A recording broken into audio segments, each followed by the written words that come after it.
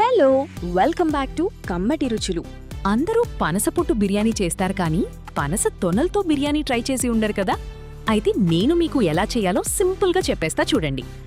ముందుగా మనం ఒక బౌల్ తీసుకొని అందులో పనస తొనలు కొంచెం కాయలుగా తీసుకోవాలి. అయితే నేనిక్కడ 6 పనసకాయలు తీసుకున్నా.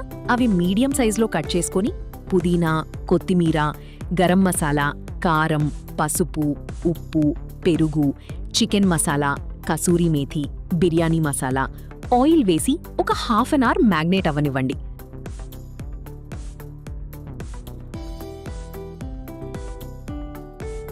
సో బిర్యానీకి రైస్ రెడీ చేద్దాం. ఈలోపు స్టవ్ ఆన్ చేసి రైస్ కుక్కర్లో వాటర్ వేసుకొని అందులో whole biryani masala and 2 table spoon oil and 2 table spoon salt వేసి నీళ్లు బాగా మరిగిన తర్వాత రైస్ వేసుకోవాలి.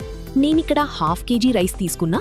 సో దీన్ని 85% కుక్ అవ్వనివ్వాలి. కుక్ అయ్యేలోపు మరోపక్క స్టవ్ ఆన్ చేసి కడాయిలో 4 టేబుల్ స్పూన్ ఆయిల్ వేసుకోవాలి. ముందుగా మనం తరిగి పెట్టుకున్న ఉల్లిపాయలు, పచ్చిమిర్చి అండ్ అల్లం వెల్లుల్లి పేస్ట్ అండ్ టమాటాలు ఇవన్నీ వేసి బాగా ఫ్రై అవ్వనివ్వండి.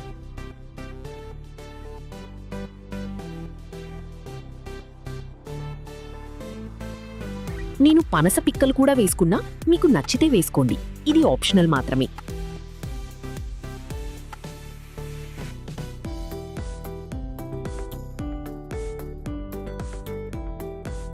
మనం ముందుగా మ్యాగ్నేట్ చేసి పెట్టుకున్న పనస తొనలు వేసి బాగా మగ్గనివ్వాలి.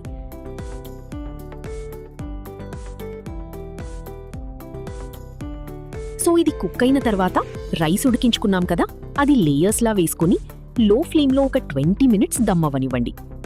అంతే, ఎంతో రుచికరమైన పనస తొనలు బిర్యానీ రెడీ.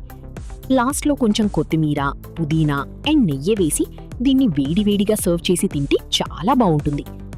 సో ట్రై చేసి ఎలా ఉందో కామెంట్స్లో చెప్పండి. సబ్స్క్రైబ్ చేయడం మర్చిపోకండి.